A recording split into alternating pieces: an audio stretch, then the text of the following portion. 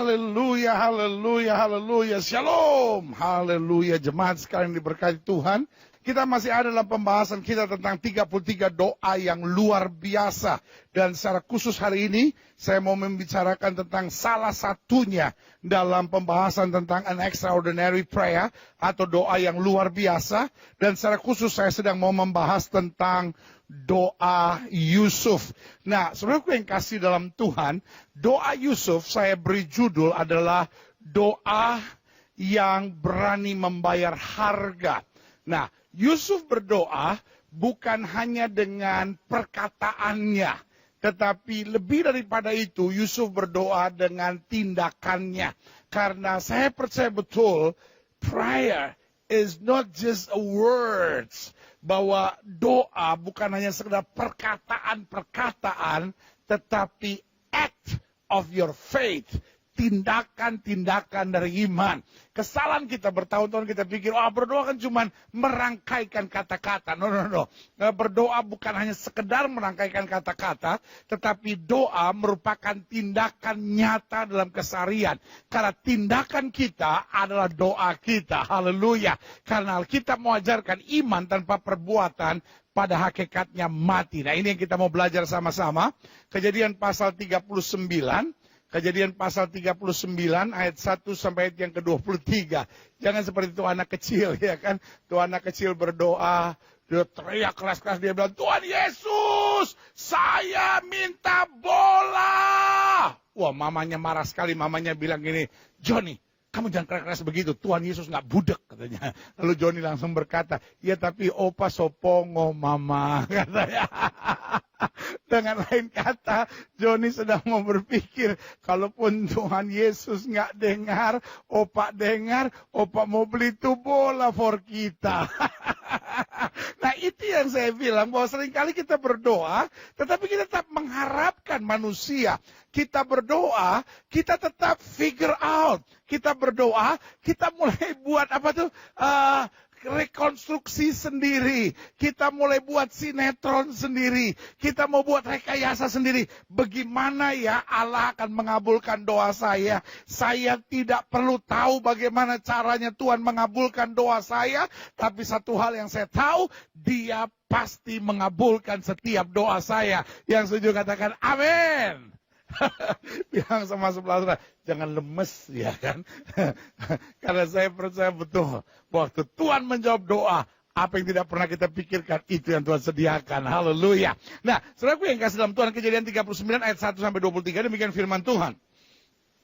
Adapun Yusuf telah dibawa ke Mesir. Kenapa dibawa ke Mesir? Iya kan? Nah, ini kan sebuah pertanyaan. Bahwa kakak-kakaknya menjual sendiri. Berarti dia berangkat ke Mesir dengan pikiran negatif. Dia berangkat ke Mesir dengan air mata yang mengalir. Dia berangkat ke Mesir dengan sebuah perasaan yang seharusnya tertekan. Sambil berpikir, kok tega-teganya. Saudaraku yang kasih dalam Tuhan, saya mau bilang dalam hidup ini, ada banyak persoalan yang membuat kita rasanya mau menangis. Yang mau membuat jiwa kita rasanya mau berontak. Yang membuat pikiran kita rasanya jadi kacau. Kita berpikir, kok tega-teganya, kok bisa-bisanya, kok sampai sesadis itu orang memperlakukan sesuatu kepada saya. Tapi hari ini saya mau bilang, kalau Yusuf membiarkan dirinya tertekan, kalau Yusuf membiarkan dirinya kecewa, kalau Yusuf membiarkan pikiran negatif membelenggu hidupnya,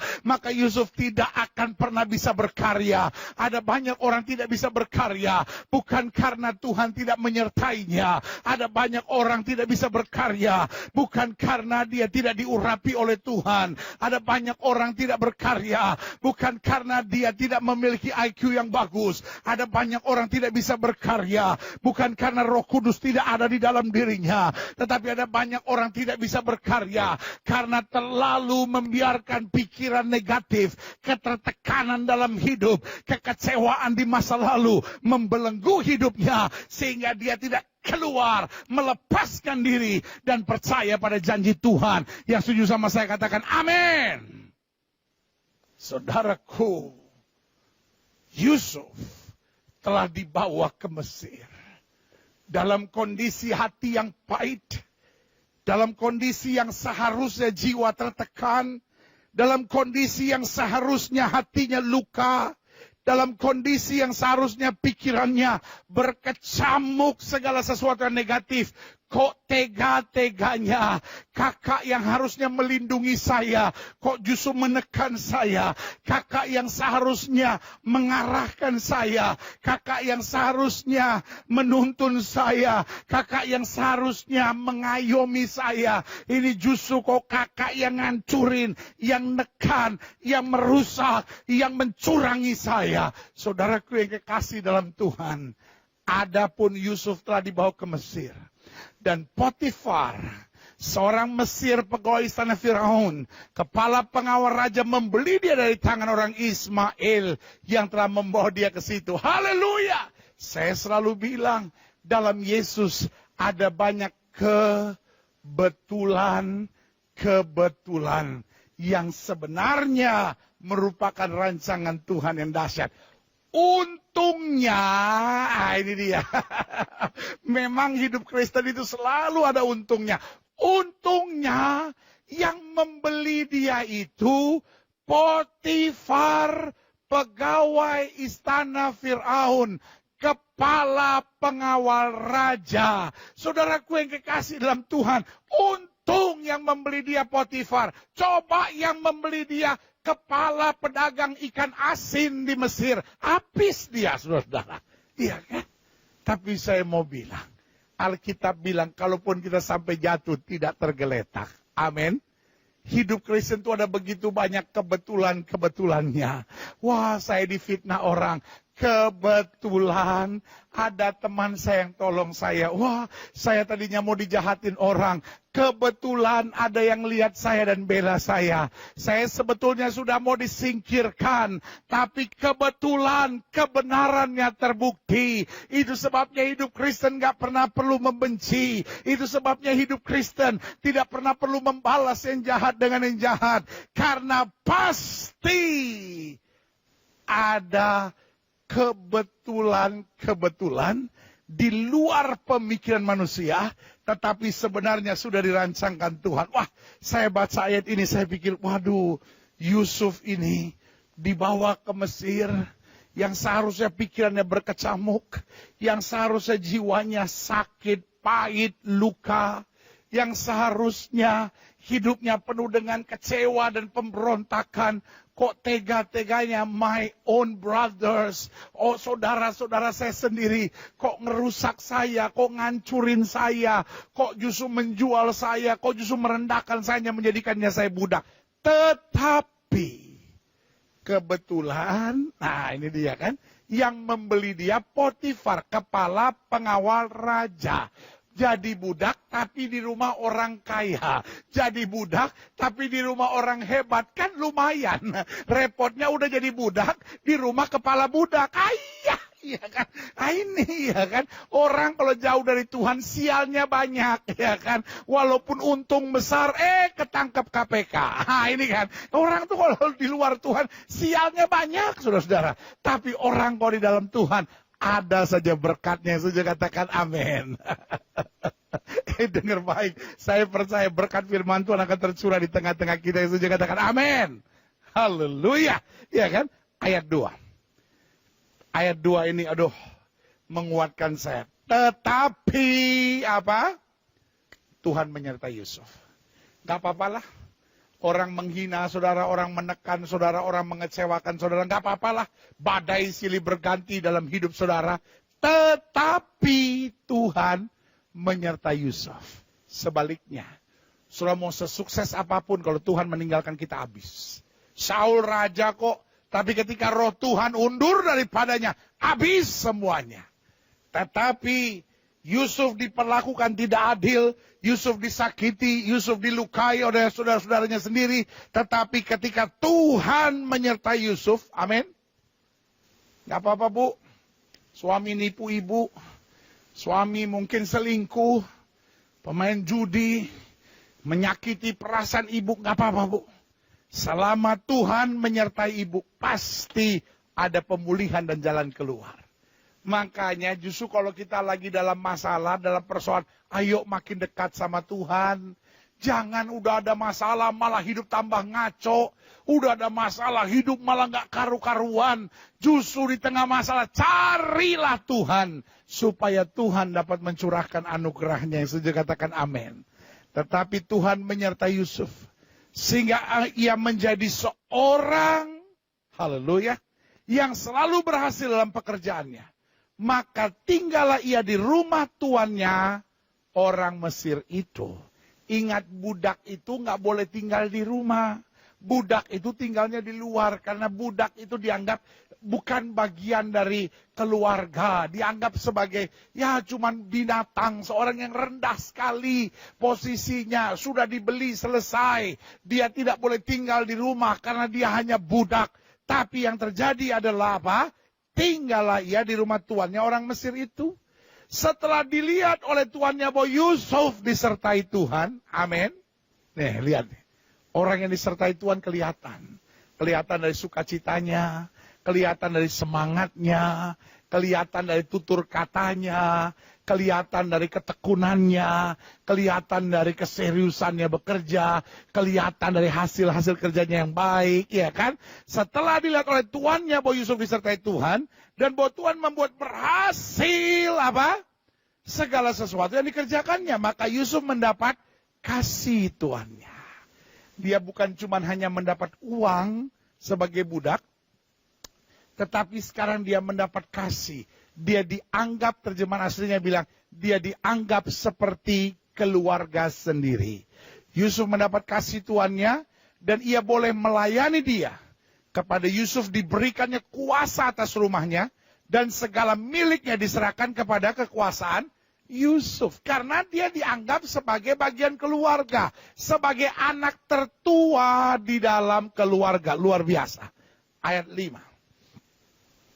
Sejak ia memberikan kuasa dalam rumahnya dan atas segala miliknya kepada Yusuf, Tuhan memberkati rumah orang Mesir itu karena Yusuf. Sehingga berkat Tuhan ada atas segala miliknya, baik yang di rumah maupun yang di ladang. Nah itu kan. Segala miliknya diserahkan pada kekuasaan Yusuf, dan dengan bantuan Yusuf ia tidak usah lagi mengatur apapun selain dari makanannya sendiri. Adapun Yusuf itu, manis sikapnya dan elok parasnya.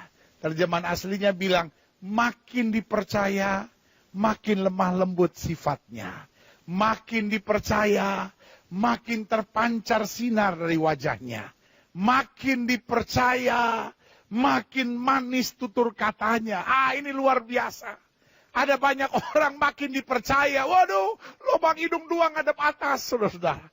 Makin dipercaya, makin sombong, makin diberkati, makin kepala batu. Ada banyak orang waktu baru mulai usaha. Wah, setia sekali dalam pelayanan.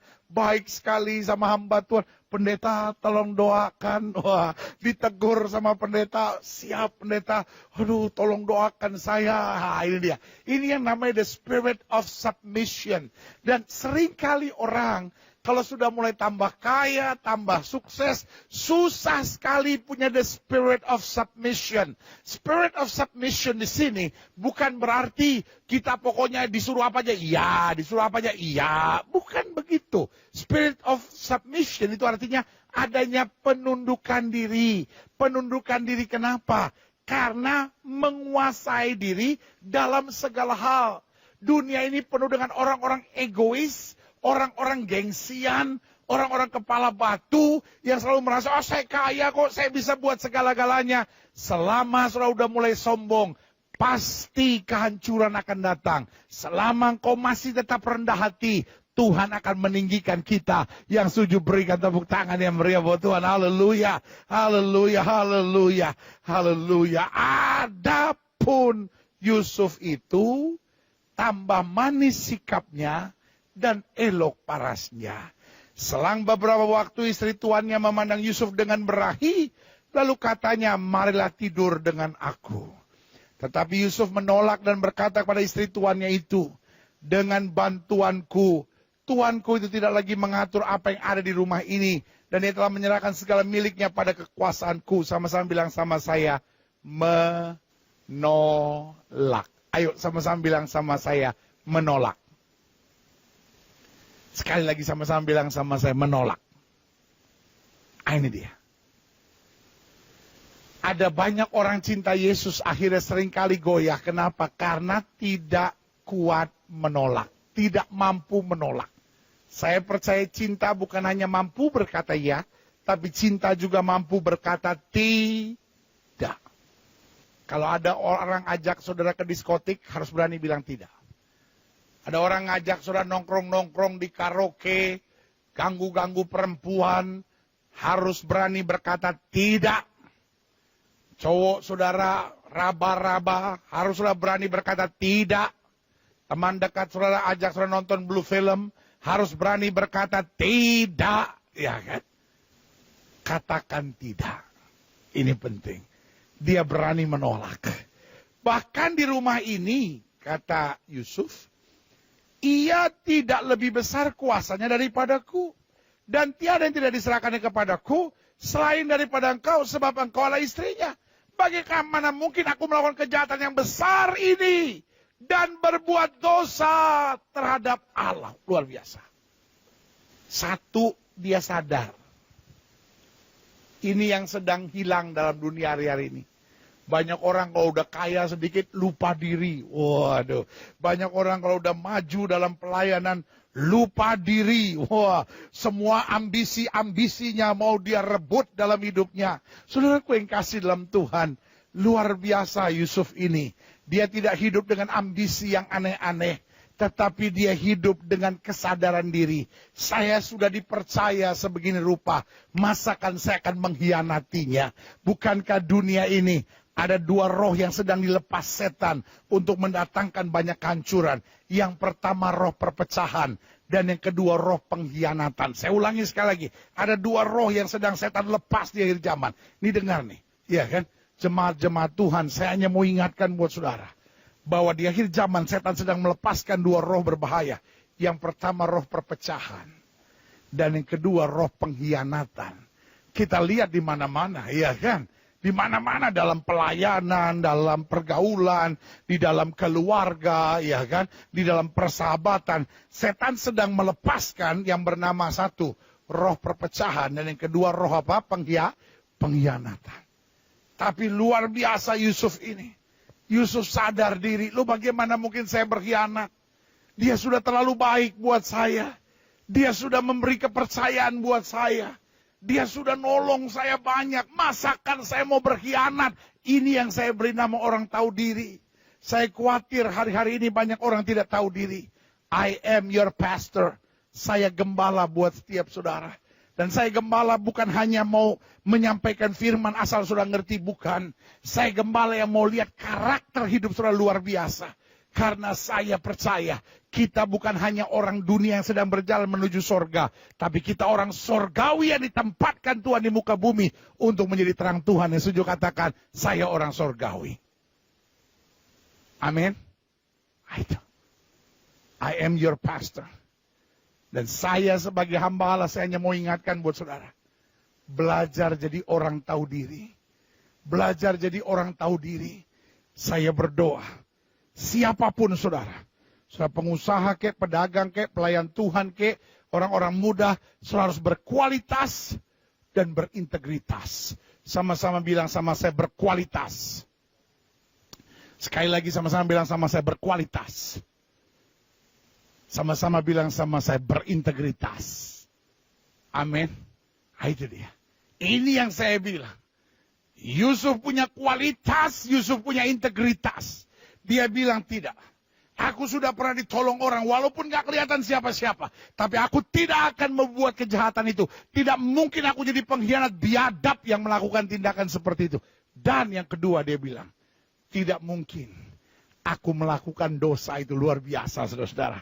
Ada banyak orang tidak berbuat dosa hanya karena takut ketahuan. Wah, saya senang sekali Yusuf tidak bilang, aduh jangan tante, nanti kalau ketahuan gimana, kan malu tante. Ada banyak orang cuma tidak berbuat dosa karena takut ketahuan. Hidup Kristen bukan hanya takut ketahuan, tapi hidup Kristen karena saya tidak mau menyakiti hati Tuhan. Saya harus berkualitas dan berintegritas. Yang setuju berikan tepuk tangan yang meriah buat Tuhan. Haleluya, haleluya, haleluya, haleluya. Saya ulangi sekali lagi. Bagaimana mungkin aku melakukan kejahatan yang besar ini? Bagaimana mungkin aku melakukan pengkhianatan yang besar ini? Kalau pakai bahasa saya bilang bagaimana mungkin aku melakukan pengkhianatan yang biadab ini dan berbuat dosa terhadap Allah. Ayat 10. Ini nih, wah memberkati sekali saya ini. Walaupun dari hari ke hari perempuan itu membujuk Yusuf, saya mau bilang. Dosa itu kalau datang, wah hari demi hari membujuk. Hari demi hari membujuk. Walaupun dari hari ke hari perempuan itu membujuk Yusuf. Iblis kerjanya cuma dua kok. Kalau nggak bikin tekanan, bikin tawaran. Selalu begitu. Kalau nggak tekanan, tawaran. Kalau nggak tekanan, tawaran. Kalau nggak dengan hal-hal yang menyakitkan, selalu dengan bujukan-bujukan. Ya kan? Ada yang istri itu tiap hari marah sama suaminya. Sampai suaminya nggak tahan, dia tempeleng, akhirnya dia ceraiin. Nah itu kan. Iblis itu kalau kerja tiap hari gitu. Ada istri-istri juga gitu. Suaminya tiap hari ngecewain, ngelukai, menyakitkan. Ya karena ada orang pacaran gitu. Tiap hari cowoknya selalu membujuk dia untuk melakukan yang enggak-enggak. Sebaliknya ada cowok yang ceweknya itu tiap hari pakai rok mini, petantang petenteng. Heran ya. Kamu nggak bisa menyatakan cinta dengan hangat ya.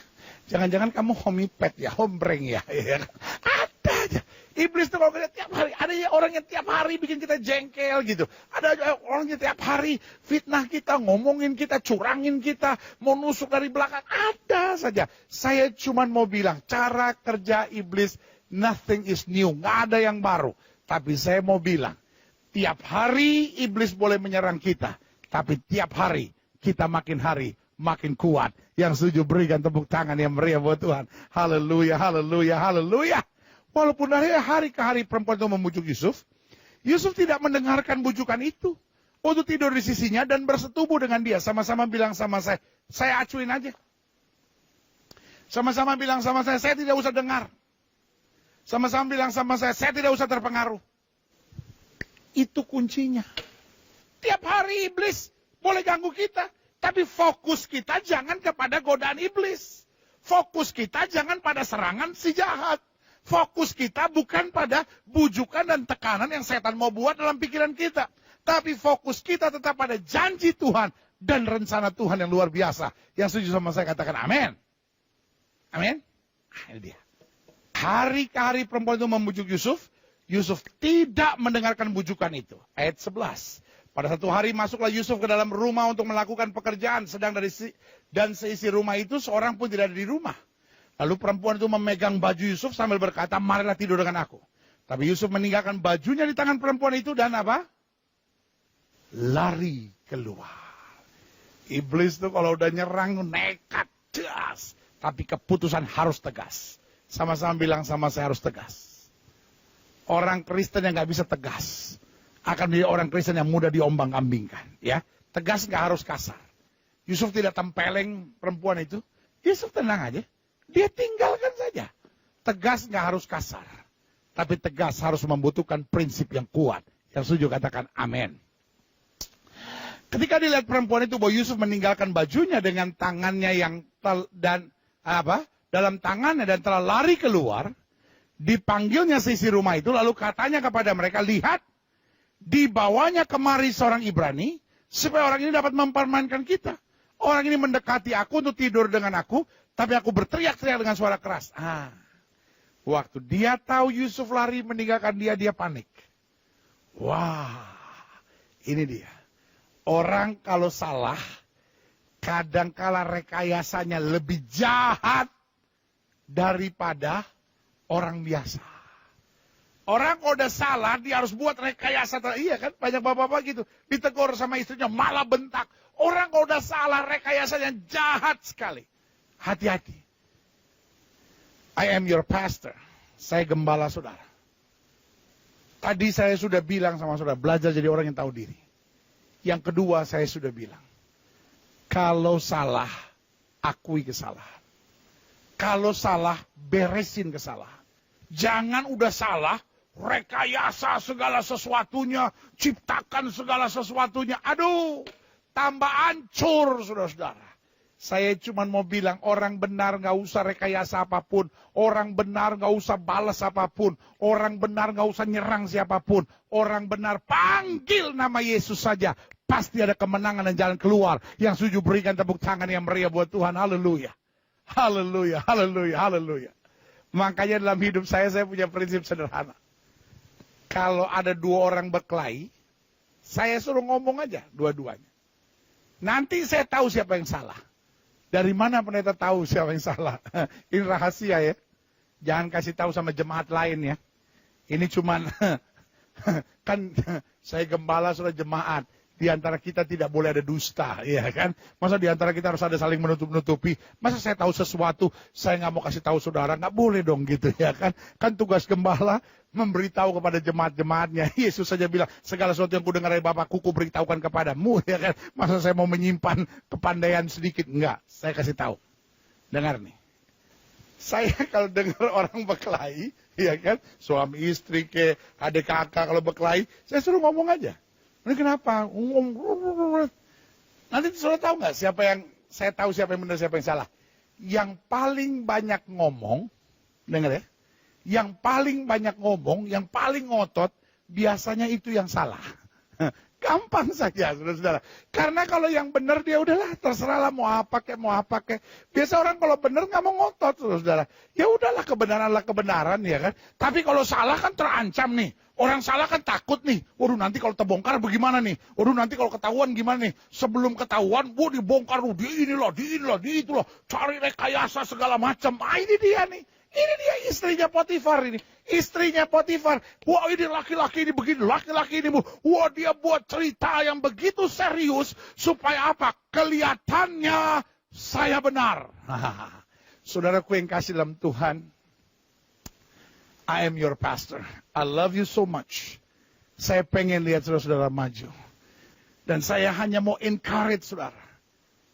Kalau saudara ingin lihat kemajuan dalam hidup saudara. Which is, tahun ini kita imani sebagai tahun kemajuan. Tahun depan, kita imani sebagai tahun gratification. Tahun di mana kita akan terima banyak dari Tuhan. Dan untuk itu kita mau bersyukur kepada Tuhan. Untuk segala hal yang dahsyat yang Tuhan mau kerjakan buat kita. Dan kalau kita mau lihat, kemajuan-kemajuan, terobosan-terobosan dahsyat dari Tuhan. Kalau saya boleh ingatkan buat saudara. Kalau udah salah, bertobatlah. Kalau udah salah, beresinlah. Kalau udah salah, akuilah. Kalau udah salah, nggak usahlah bikin rekayasa yang aneh-aneh. Kembali ke jalan Tuhan yang benar. Maka akan ada berkat, mujizat, dan pemulihan. Saudaraku, Petrus salah. 3 kali dia menyangkal Yesus. Dia datang kepada Tuhan, Tuhan bereskan. Anak bungsu, yang udah jelas-jelas jahat di mata Tuhan. Hidupnya udah gak karu-karuan. Dia udah habisin harta ayahnya. Tapi waktu dia makan makanan babi. Wah ini yang saya mau bilang. Dia bukan makan babi loh. Makan makanan babi. Artinya apa? Orang kalau udah salah makin rekayasa tertentu. Makin rekayasa tertentu, makin lari. Makin direndahkan Tuhan, makin direndahkan Tuhan. Saya sebagai gembala saudara, saya nggak tega lihat ini harus terjadi dulu dalam hidup saudara. Kapan anak bungsu ini dipulihkan? Waktu anak bungsu itu bilang, I have sinned before my father. Saya berdosa di hadapan Bapa. Saya mau balik. Saudaraku yang kasih dalam Tuhan, makin saudara rekayasa, makin direndahkan Tuhan. Makin saudara berontak, makin direndahkan Tuhan. Makin saudara berbalik dan ngakuin kesalahan saudara. Baru di situ Tuhan bisa pulihkan. Memang untuk bisa mengakui kesalahan. Memerlukan gengsi. Apalagi kalau kita udah rekayasa segala sesuatunya. Malu sendiri. Ini berat. Membutuhkan pengorbanan ego. Membutuhkan penurunan gengsi. Membutuhkan penyalipan daging. Tapi buat saya. Lebih baik ego kita hancurkan. Daging kita salibkan. Gengsi kita rendahkan. Daripada pada akhirnya Tuhan yang merendahkan kita. Waktu anak bungsu ini berbalik. Tuhan langsung buat pesta. Artinya kalau kita mau menyalibkan daging. Mau mengalahkan ego. Mau merendahkan gengsi. Tuhan akan meninggikan. Dan mengangkat kita yang setuju katakan amin. Amin. Kita lihat selanjutnya. Dan ketika didengarnya bahwa aku berteriak sekeras-kerasnya, ditinggalkannya lah bajunya padaku, lalu ia lari keluar. Juga ditaruhnya baju Yusuf di sisinya sampai tuan rumah itu pulang. Waduh, ada orang-orang tertentu kalau buat rekayasa rapi sekali. Ayat 17. Perkataan itu juga lah yang diceritakan perempuan itu kepada Potifar, katanya, hamba orang Ibrani yang kau bawa kemarin datang kepadaku untuk mempermainkan aku. Tapi ketika aku berteriak sekeras-kerasnya, ditinggalkannya bajunya padaku, lalu ia lari keluar. Baru saja didengar oleh tuannya perkataan diceritakan istrinya kepadanya, begini begitu aku diperlakukan oleh hambamu itu, maka bangkitlah amarahnya. Ini. Biasanya orang yang pandai rekayasa, cari orang yang bisa dikipas, cari orang yang cepat emosian. Nah, ini yang dimanfaatkan. Saya cuma mau bilang, jangan kau dimanfaatkan. Bilang sama sebelah saudara, jangan mudah dimanfaatkan. Hari-hari ini, jangan punya kuping tipis. Saudara kalau dengar sesuatu, cek and recheck dulu. Saudara dengar sesuatu, selidiki dulu. Jangan jadi orang juga yang sok tahu. Dengar apa-apa, oh nggak percaya, dengar nggak percaya. Selidiki dulu. Dengar dulu, periksa dulu. Tapi juga jangan jadi orang kuping tipis, dengar apa, langsung bertindak, langsung percaya, oh iya, masa, oh iya. Nah ini. Kalau orang yang langsung percaya, saya beri nama Potifar. Potifar langsung emosi, bangkit amarahnya, lalu Yusuf ditangkap oleh tuannya, dimasukkan ke dalam penjara tempat tahanan-tahanan raja dikurung, demikianlah Yusuf dipenjarakan di sana. Yang jahat, yang biadab, yang jahanam adalah istrinya. Tapi orang lain yang dikorbankannya. Saudaraku, hari-hari ini ada banyak orang air matanya mengalir karena harus menjadi korban. Ada banyak orang juga di belakang tali besi karena harus jadi korban. Korban pengkhianatan, korban cerita-cerita yang diputar balikan dan direkayasakan. Tapi hari ini saya mau bilang, kebenaran tetap adalah kebenaran. Kebenaran tidak pernah perlu dibela supaya menjadi benar. Tapi kebenaran tetap dijalankan dan diikuti. Karena kebenaran akan membenarkan kebenaran itu. Yang setuju sama saya katakan amin. Kalau sudah benar, sudah nggak pernah perlu takut. Yusuf nggak perlu bela diri. Yusuf nggak perlu berteriak. Yusuf nggak perlu klarifikasi. Yusuf nggak perlu menjelaskan sebenarnya begini loh. Semua orang sudah dibuat cerita. Oh, semua orang sudah berasumsi. Ini Yusuf laki-laki jahanam. Kelihatannya baik, kelihatannya rohani. Kelihatannya orangnya dekat dengan Tuhan. Kelihatannya orangnya mengalir bersama dengan Tuhan. Nggak nyangka ya. Itu dia kan. Biasanya orang sudah mulai berasumsi dunia di mana kita hidup, dunia yang seringkali tanpa mengerti sudah menghakimi. Saya mau bilang sama setiap saudara, kalau saudara duduk di tempat ibadah hari ini dan saudara sedang mengalami situasi seperti itu, bukan saatnya saudara menangis kecewa dan berkata Tuhan saya nggak tahan, tapi saatnya kau bangkit dan berkata kalau Yusuf ditolong Tuhan, saya pun akan mengalami mujizat yang luar biasa. Berikan tepuk tangan yang meriah bagi Raja yang setuju, katakan amin. Haleluya, haleluya, haleluya. Amin. Tetapi, waduh luar biasa ya. Sama seperti ayat yang ke berapa tadi? Hah? Ayat kedua tadi ya. Tetapi Tuhan menyertai Yusuf. Yusuf dibuang menjadi budak di rumah Potifar, tapi Tuhan menyertai. Dan kembali di ayat yang ke berapa tadi? Ayat 21. Tetapi, waduh, dia dipenjara, dia difitnah, dia direkayasa, dia dicurangi. Tetapi Tuhan menyertai Yusuf dan melimpahkan apa? Kasih setianya kepadanya. Dan membuat Yusuf kesayangan bagi kepala penjara itu. Itu yang saya bilang. Ada saja kebetulan-kebetulan. Ada saja mujizat-mujizat. Ada saja hal-hal yang dahsyat yang Tuhan izinkan terjadi. Amin. Dalam kehidupan kita.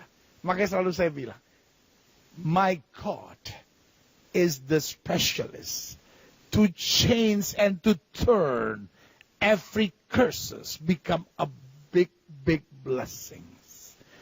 Allah saya ahli dalam merubah setiap kutuk menjadi berkat-berkat yang besar.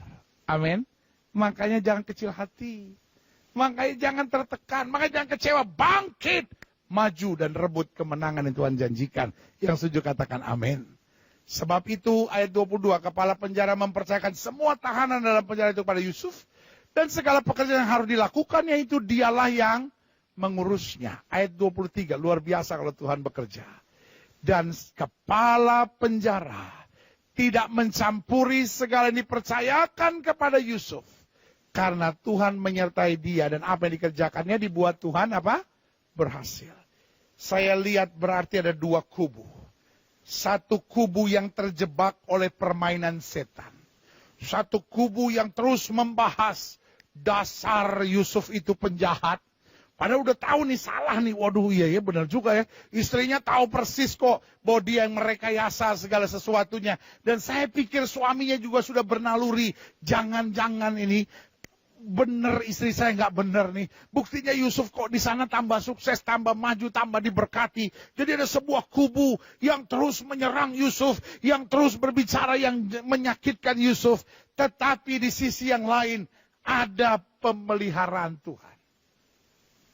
Kalau itu yang terjadi dalam hidup saudara, jangan lihat ke sana. Lihat di sini pemeliharaan Tuhan atas hidup saudara.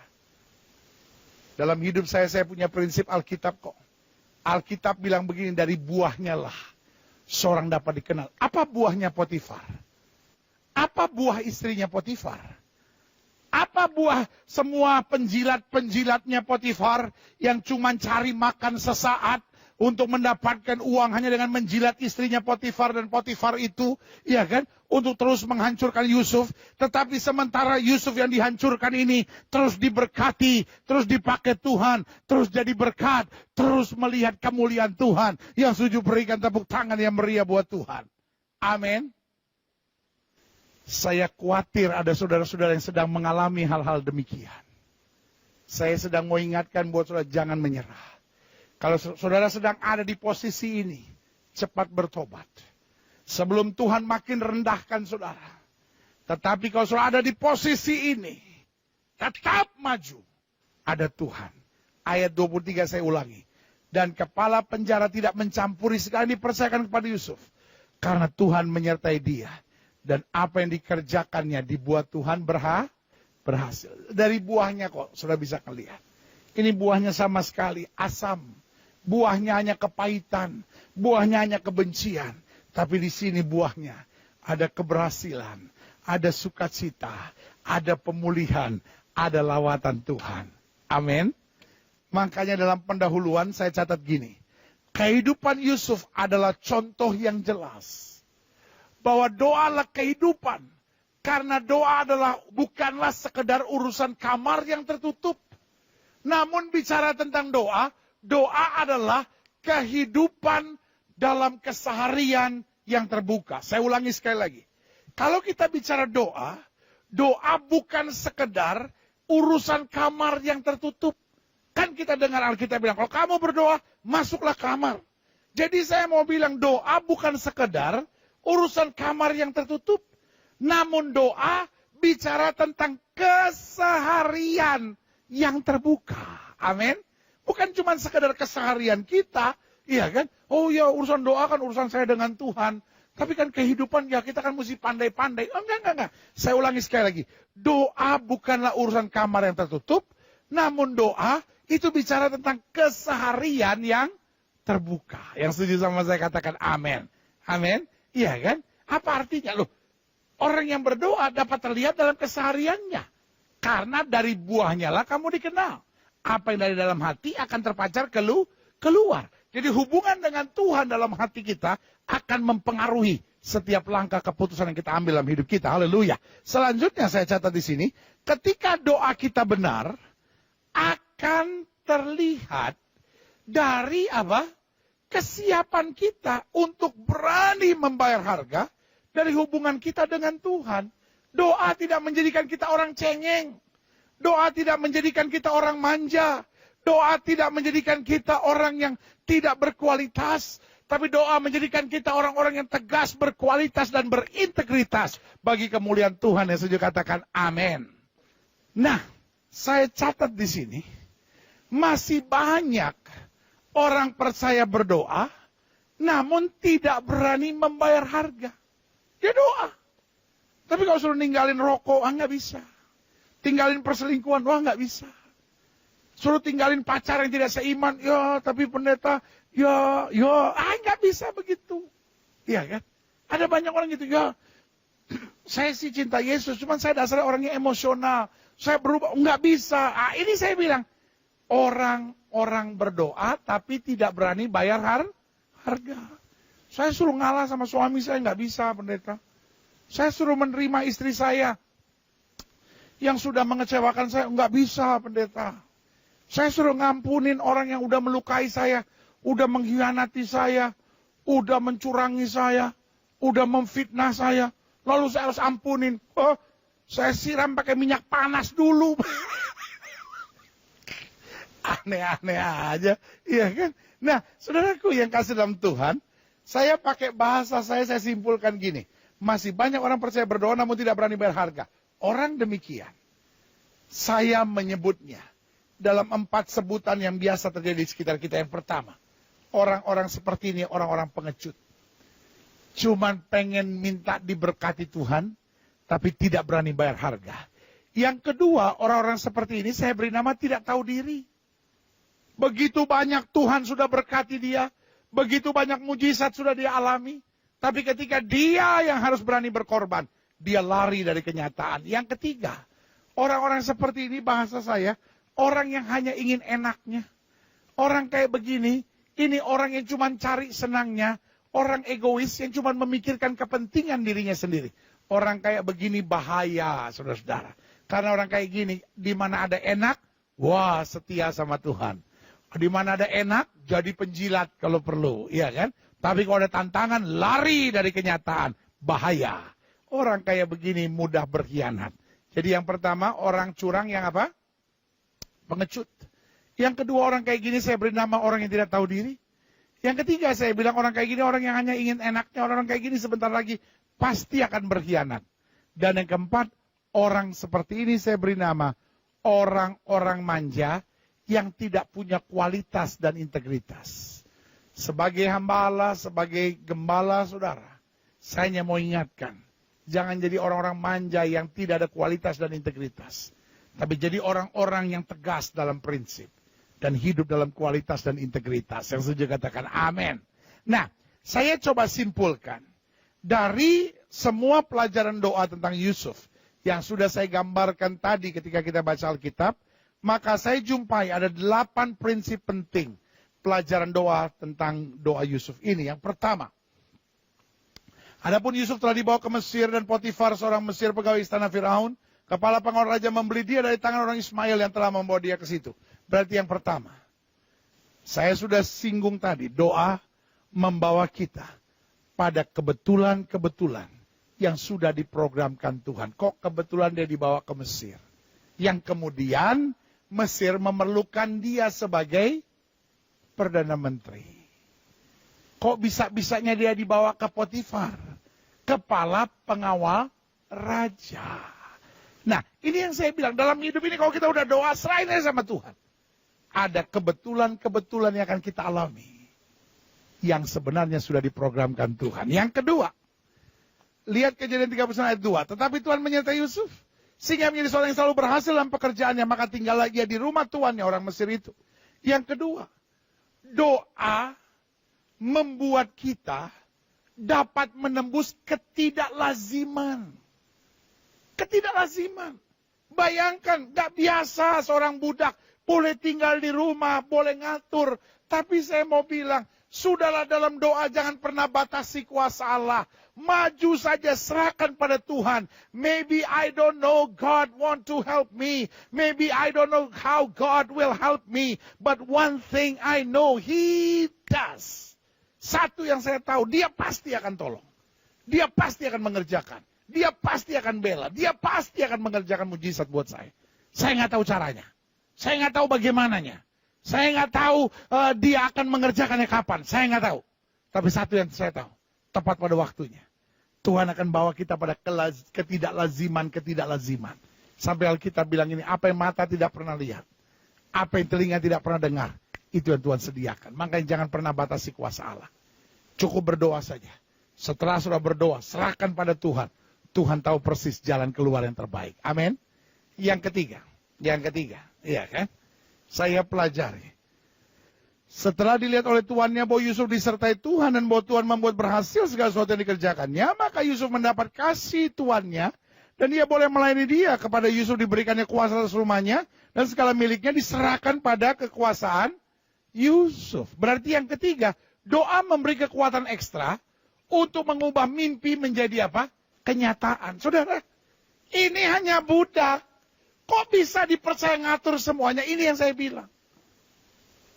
Kalau kita cuma bermimpi, lama-lama kitanya penuh dengan ambisi.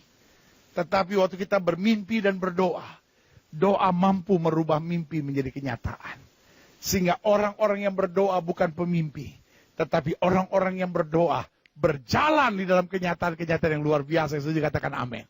Mungkin saya bilang, pendeta, suami saya bisa bertobat, mimpi.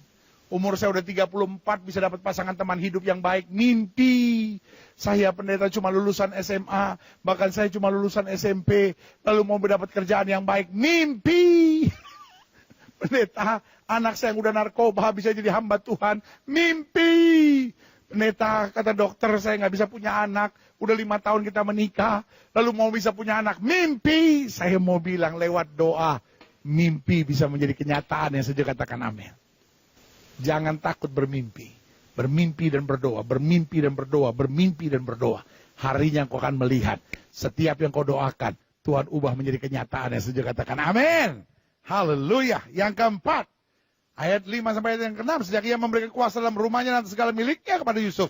Tuhan memberkati rumah orang Mesir itu karena Yusuf. Sehingga berkat Tuhan ada atas segala miliknya, baik yang di rumahnya maupun yang di ladang. Segala miliknya diserahkan pada kekuasaan Yusuf. Dan dengan bantuan Yusuf, ia tidak usah lagi mengatur apapun selain daripada makanan sendiri. Adapun Yusuf itu manis sikapnya dan elok parasnya. Jadi yang keempat saya pelajari, orang yang suka berdoa bisa mentransferkan berkatnya kepada orang di sekitarnya. Saya ulangi sekali, kalau engkau berdoa, iya kan? Bukan hanya engkau damai, orang sekitarmu damai. Bukan hanya engkau diberkati, orang sekitarmu diberkati. Tapi kalau hidupmu jahat, orang sekitarmu sengsara.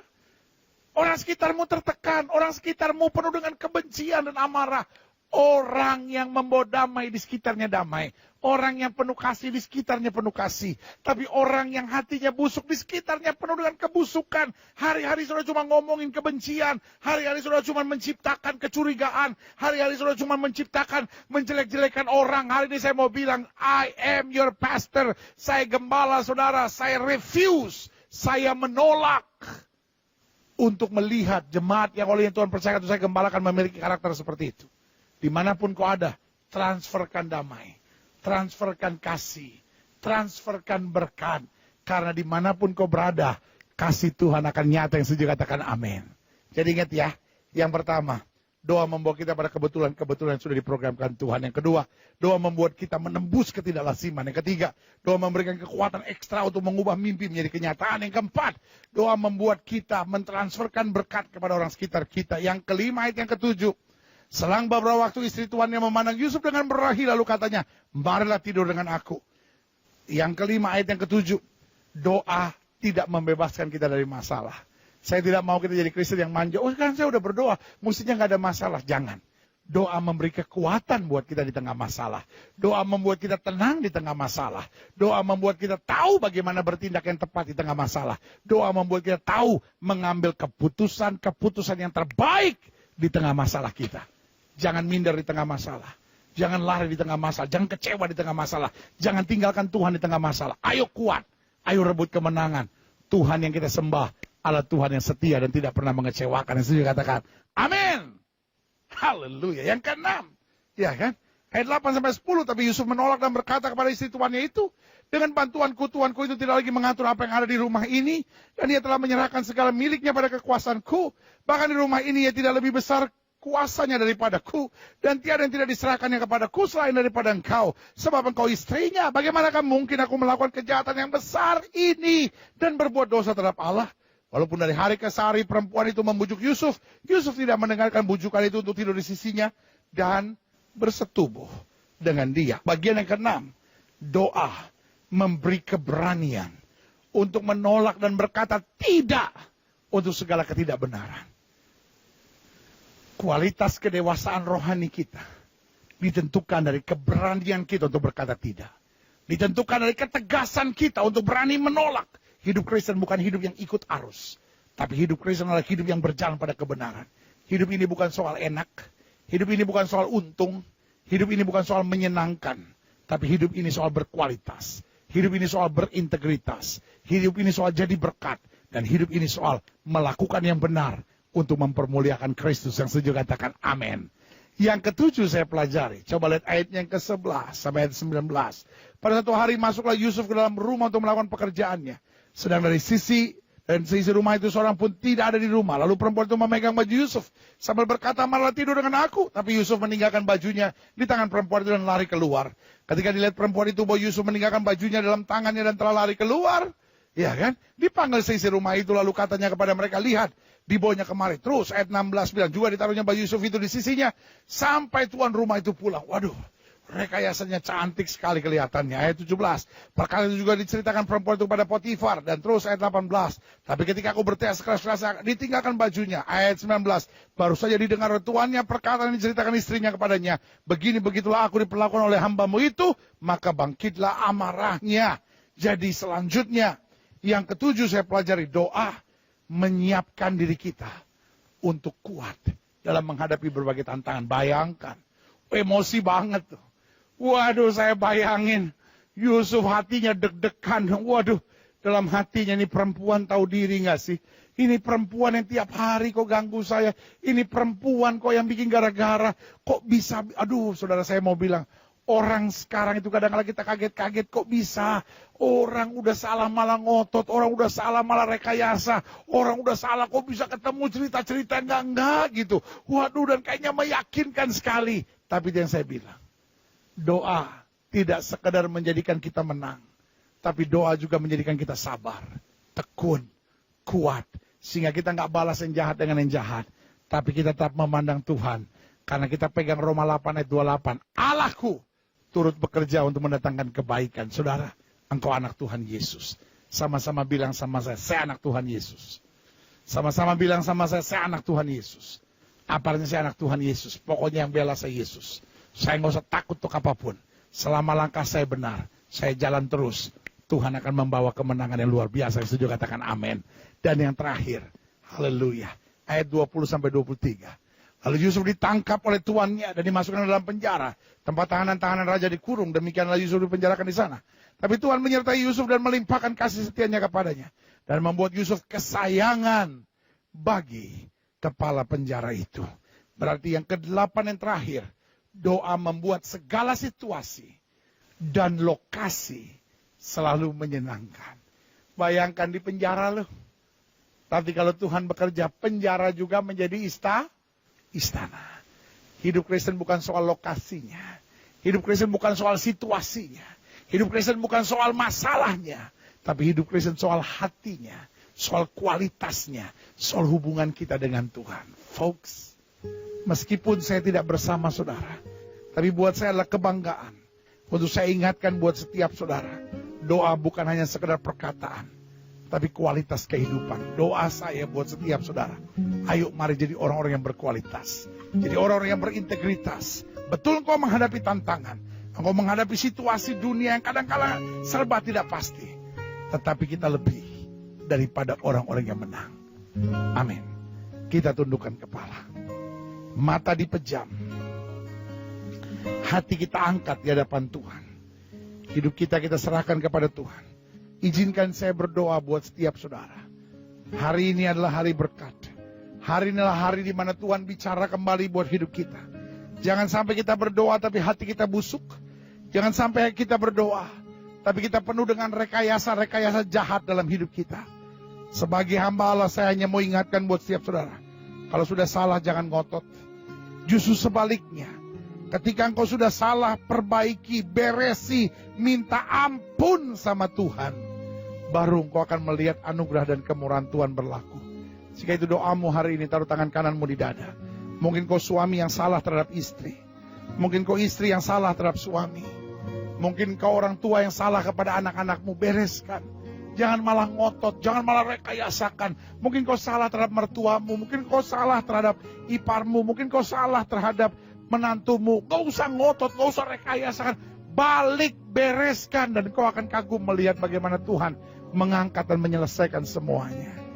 Jangan bera priori dulu, jangan akhirnya hidup dengan ketakutan yang aneh-aneh dulu. Ayo datang pada Tuhan, bereskan segala sesuatunya. Jika itu doamu, taruh tangan kananmu di dada.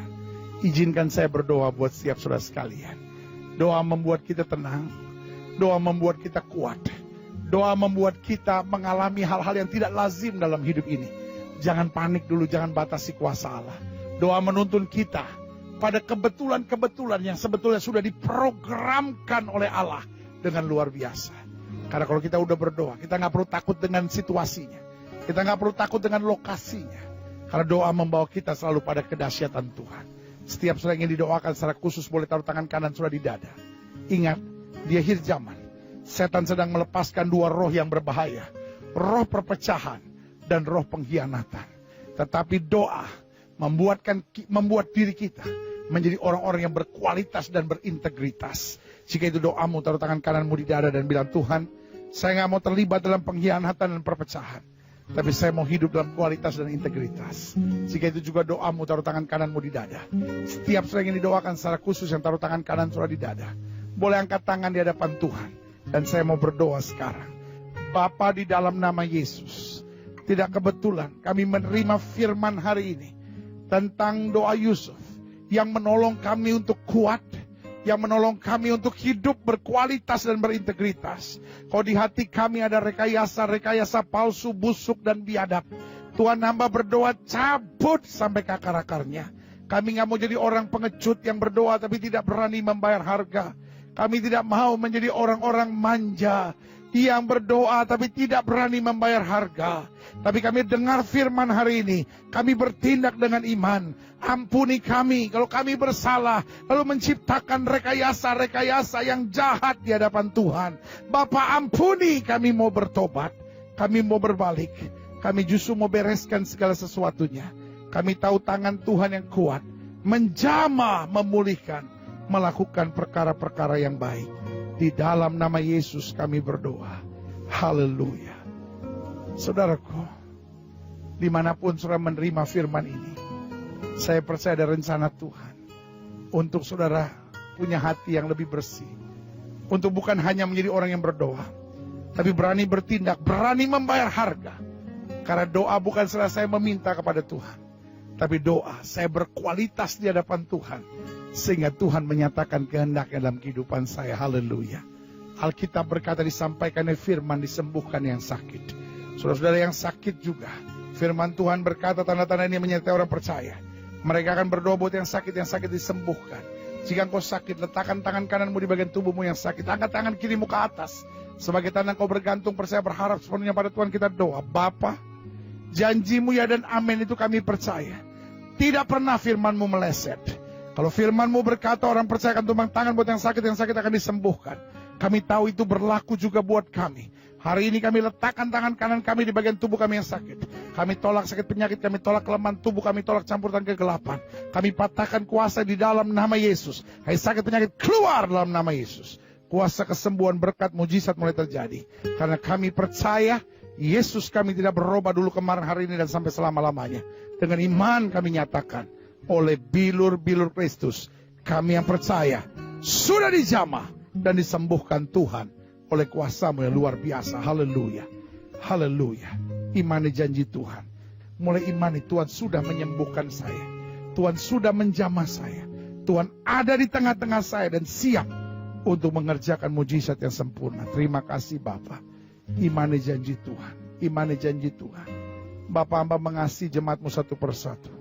Apa yang Tuhan taruh di hati hamba sudah hamba sampaikan bagi umat-Mu. Hamba doa firman termaterai, apa saja yang mereka kerjakan berhasil dalam nama Yesus. Mereka gak turun tapi naik. Mereka gak jadi ekor, mereka jadi kepala. Hari-hari mereka penuh mujizat.